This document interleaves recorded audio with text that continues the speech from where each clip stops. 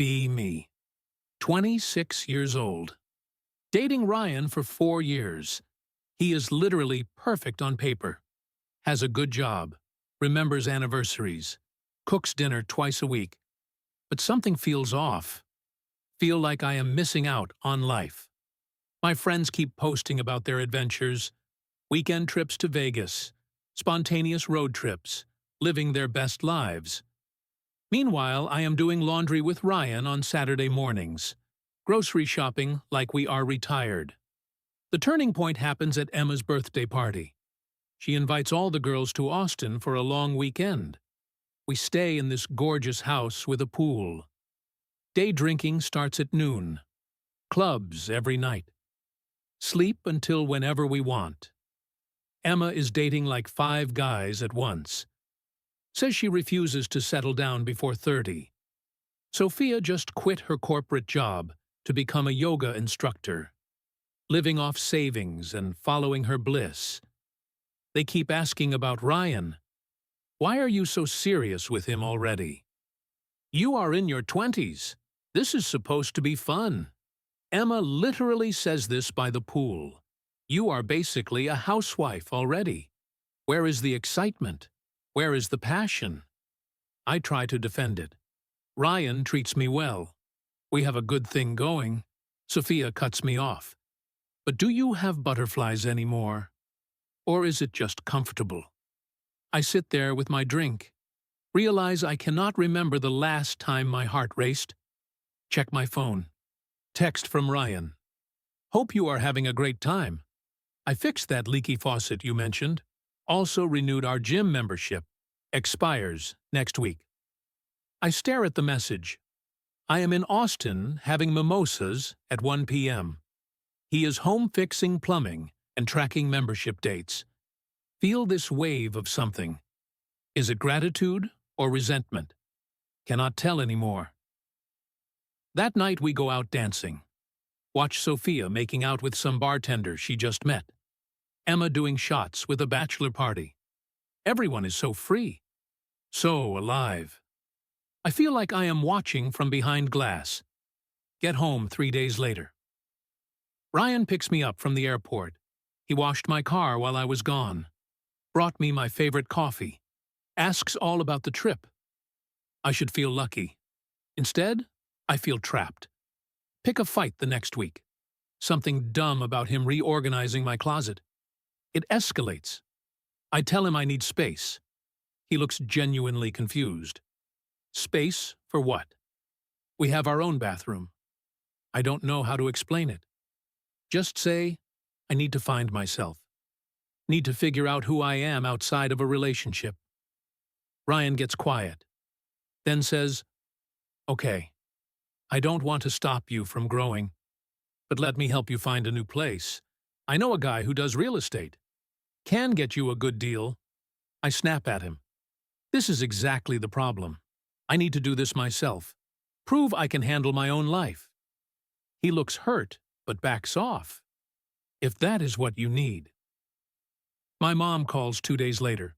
Ryan told my parents we broke up. They got close over the years. Mom is worried. Honey, if you need help moving, or money for a deposit. Mom, I am 26. I can handle this. I know, sweetie, but there is no shame in... I have to go. Tell myself I am being strong. Independent woman who does not need anyone, especially not a man. Moving day is a disaster. Hire movers from an app. Cheapest option with decent reviews. They show up 2 hours late. One guy is clearly high. They break my coffee table, scratch up the door frame. New apartment is in a worse area than I thought. But rent is cheap. And it is mine. My choice. My independence. Try to set up furniture myself. IKEA dresser takes 4 hours. Instructions make no sense. End up with extra screws. Drawer does not close right. Good enough. Text the group chat. Moved in. Come celebrate, and I will provide wine. Responses are slow. Emma says she has a date. Sophia is at a meditation retreat. No cell service for 3 days. Others just send heart emojis. Unpack alone. Eat ramen on the floor. No furniture except bed and broken dresser. Tell myself, this is temporary. This is growth. Week 1, my laptop dies. Just black screen. Will not turn on. Take it to a repair shop. Guy says motherboard is fried. Quote me $800. I have no idea if that is fair. Ryan always handled tech stuff. Knew which places were honest. But I cannot ask him. Would prove I cannot do this alone. Hand over my credit card. Watch my checking account drop to almost nothing. Rent is due in 2 weeks. Starting to panic, but tell myself it is fine.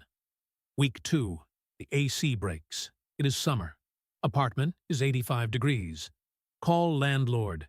He says he will send someone. 4 days pass. Still waiting. Sleeping with all windows open. Can hear street noise all night. Barely sleeping. Try to fix it myself. Watch YouTube videos. Buy tools from hardware store. Clerk asks if I need help finding anything. Say no. Wander around for 20 minutes. Too proud to ask. Fuck up the AC even worse. Now it is making a grinding sound. Eventually, landlord sends someone. Repair guy takes one look. Someone messed with this. Going to cost extra now. Charges me $200. Says landlord will bill me for the rest. At work, I run into Derek from accounting. He has always been friendly. Asks how the new place is going. I look exhausted. Say it is fine. He offers to take a look at my AC if I want. I get defensive. I already handled it. He backs off. Sure, no problem. Overhear him later talking to someone. Just trying to be nice. She bit my head off. Feel bad, but also annoyed. Why do men always assume women need saving? Week 3. I try to cook a real meal. Want to prove I can adult properly. Follow a recipe. Burn the chicken. Smoke alarm goes off. Neighbors knock on my door, asking if everything is okay. So embarrassing. Order pizza. Eat it alone watching Netflix. Check Instagram. Emma posted photos from a yacht party. Sophia is in Bali now. Everyone looks so happy. So free. I am sitting in a too-hot apartment eating pizza alone. This is what I wanted, right? Independence. My car starts making a weird noise, like clicking when I brake. Take it to a mechanic. First one I find on Google. Guy tells me I need new brake pads, new rotors, something about calipers. Total is $1,400. I feel sick. Is he scamming me? I have no idea. Ryan always took our cars to his buddy, got honest prices, explained everything to me, but I cannot look weak. Cannot admit I do not know. Approve the work. Put it on credit card. Balance is now over $4,000. Savings account is empty. Lie awake that night doing math. Rent plus utilities plus car plus laptop. Plus the AC bill coming. I am drowning, but I cannot tell anyone. Would mean admitting I was wrong. Decide I need a reset. Book a trip to Europe. Solo backpacking. Prague and Berlin. It is expensive, but I convince myself I deserve it. Need this for my mental health. The group chat goes crazy. So proud of you. You are literally goals. I am shaken. Living your best life. Fly out in September. Hostel in Prague is sketchy. Nothing like the photos. Bed bugs in the mattress. Shared bathroom is disgusting. But it was cheap. Told myself I could handle anything. First night, I sit in the common area. Trying to look confident. 2 guys from Germany. Max and Felix. Maybe late 20s. Drinking beer and playing cards. They ask if I want to join. I am lonely, so I say yes. They are nice. Tell me about places to avoid. Scams to watch for. Which areas are unsafe at night. I am grateful, but also frustrated. Hate that I need their advice. Day 2, I get pickpocketed on the metro. Phone is gone. Just vanished from my bag. I panic. Have no way to navigate. No maps. No translator app. No way to contact anyone. Go back to hostel almost crying. Guy at the desk helps me file a police report. Lets me use the hostel computer. I buy a cheap burner phone. Another 100 euros I did not budget for. Rest of the trip is a blur. Constantly anxious. Checking my bag every 5 seconds. Do not trust anyone. Every friendly local feels like a potential scam. Try to enjoy the sights, the architecture, the history. But I just feel so alone. Watch groups of friends laughing together, couples taking photos. I take selfies with forced smiles. Do not even post them. Cut the trip short by 4 days. Pay 250 euros change fee. Just want to go home. Land back in the US. Turn off airplane mode. Messages load. Landlord. Pipe burst in your bathroom. Major water damage. You are liable for repairs. Sit in the airport and want to cry. Call him. He is angry. Floor is ruined. Leaked into the apartment below. I owe at least $1,200. Maybe more. Take an Uber home.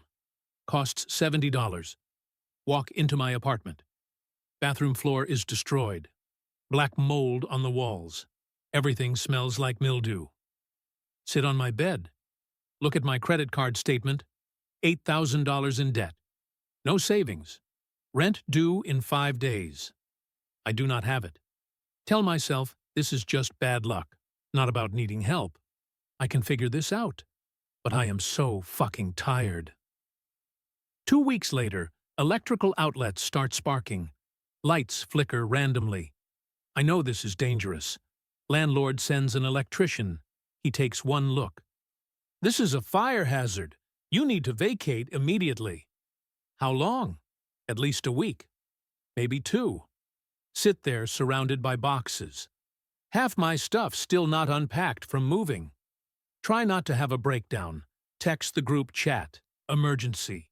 Have to leave apartment. Electrical fire hazard. Can I stay with anyone for a week? Responses come fast. Oh my God, babe, that is awful. Your landlord is such trash. You should definitely sue. Then the excuses. I would totally help, but my roommate does not allow guests. I am actually going out of town. My place is so small, you would be miserable on my couch. Stare at my phone. Lots of sympathy. 0 actual help. Hour later, someone knocks. Open the door. It is Marcus, one of Ryan's friends who I stayed cool with. Works in construction. Heard about the electrical problem through the grapevine. Let me take a look. I am handling it. He ignores me. Goes straight to the breaker panel.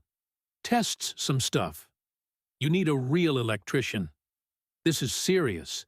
Your landlord needs to fix this now. He looks around. Sees the water damage I still have not fixed. The mold. The boxes everywhere. Where are your friends? Why is nobody helping you? They are busy. Busy texting you emojis. He sets down his toolbox. That is not friendship. Feel my eyes water. What do you want me to say, Marcus?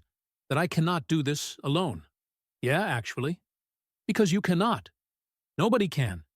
You pushed away everyone who actually cared. Ryan, your parents, me when I offered to help you move. And for what? To prove what exactly? I don't have an answer. Ryan asked me to check on you. You know that. Even after you dumped him. He is still worried about you. And I see him now with Kate. She actually appreciates him. Does not treat him like he is suffocating her. The words hit like a punch. Marcus softens. You can stay at my place for a few days. Guest room. But you need to stop this. Stop pretending you have everything figured out. I will find a hotel. With what money? He grabs his toolbox. Offer stands. Think about it. He leaves. I finally let myself cry. Look at my phone. Group chat is still going. You are so strong. You got this, queen. But none of them offered a couch. None of them showed up. Scroll to my dad's contact. Stare at it for 10 minutes. Finally call. He answers immediately. Sweetheart. Dad, I need help. My voice breaks. No lecture. No, I told you so.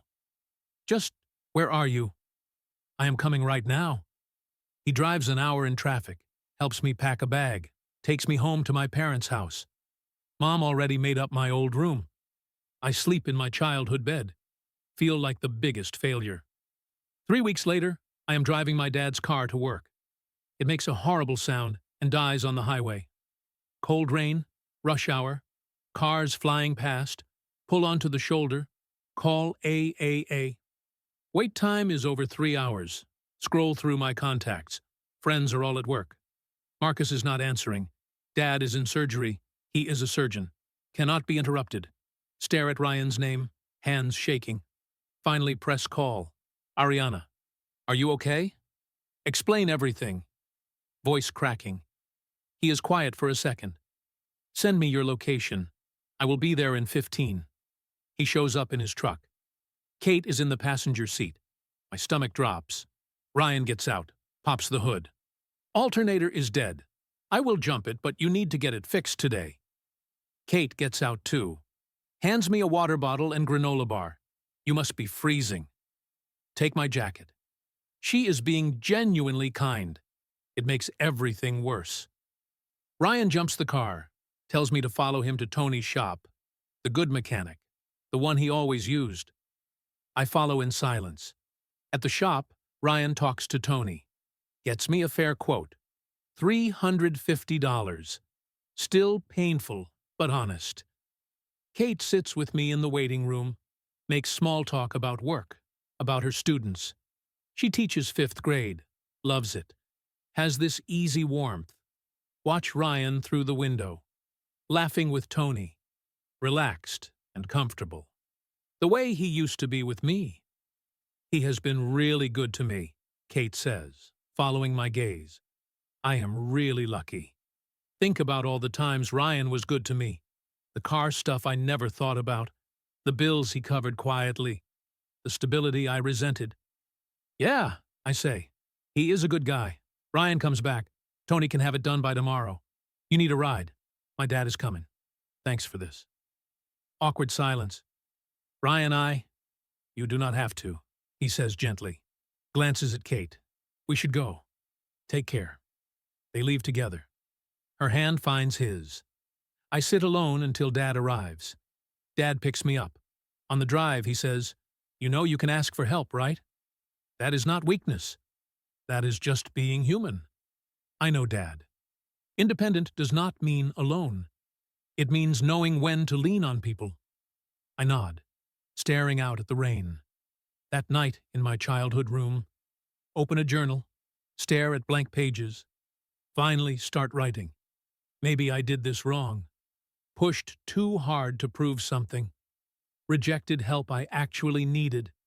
Trying to impress people who were not even paying attention. But I should not have just stayed dependent on Ryan either. There has to be a middle ground between needing someone and needing no one. I just needed better people around me. Friends who show up when it is hard, not just for brunch and birthday trips. A partner who?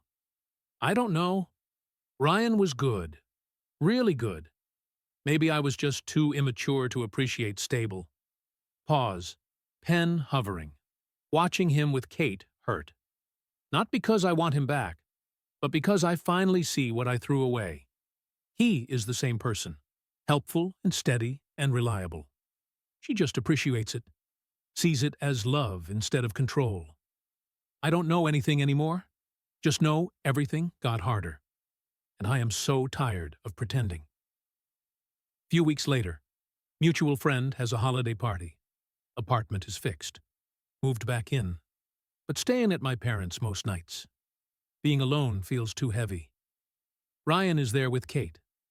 They are by the tree, part of a laughing group. Kate has her hand on his arm. They look natural together, comfortable. Grab a drink. Try to blend into another conversation. Keep glancing over. Someone asks Kate how they met. Oh, he helped me when my car broke down. She lights up. I had no idea what was wrong. thought I needed a whole new engine. He just took care of everything, explained it all to me, took me to his mechanic, made sure I did not get ripped off. She squeezes his arm. My hero. Says it warmly, like his help was a gift, not something that made her feel small. Ryan looks, embarrassed but happy. It was just a dead battery. Still, Kate says. I watch them, feel something break in my chest. That could have been us, should have been us, if I had not been so determined to prove I needed no one. Marcus appears next to me. You doing okay? Yeah. Lie. Then more honest. I am figuring it out. That is progress, he says, taps his beer against my glass. Stay for one drink, then leave early. Sit in Dad's car in the parking lot. Engine running for heat. Watch my breath fog the windows. Think about the last few months. The breakup. All the disasters. The debt. Moving home. Tonight. Phone buzzes. Group chat. Where did you go? Come back. We are doing White Elephant. Put the phone face down. I am not ready to admit I was completely wrong. Maybe I never will be. But sitting in this parking lot, watching couples leave together, I cannot deny everything got harder. Without the person I pushed away, and I am still so tired. So fucking tired.